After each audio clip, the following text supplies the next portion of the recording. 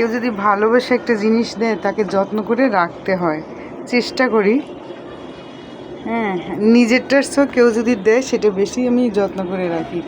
তাহলে আমি কীভাবে এটাকে যত্ন নিতে পারি, এই জন্য আমি গুগলে সার্চ দিলাম যে এটা কী গাছ। হ্যাঁ, তারপর এটা কি রৌদ্র নাকি ছায়া পছন্দ করে। এটা নাকি রৌদ্র, সরাসরি রৌদ্র পছন্দ করে না,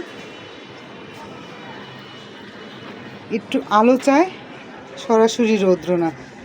যেহেতু এক জায়গা থেকে আর এক জায়গায় সেইটাকে আমি এখানে টপে লাগিয়েছি, তাই এটাকে এখন আমি একটু ছায়ায় রাখবো।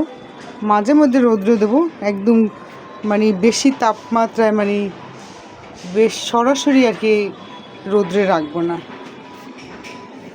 দেখি গাছটা কীভাবে, বা আজকে 4 দিন হয়ে গেছে গাছটা, এখনও তো মাশাআল্লাহ সুন্দরই আছে। ও আচ্ছা, এই গাছটার নাম বলতে ভুলে গেছি। এই গাছটার নাম হলো মনেস্টেরা।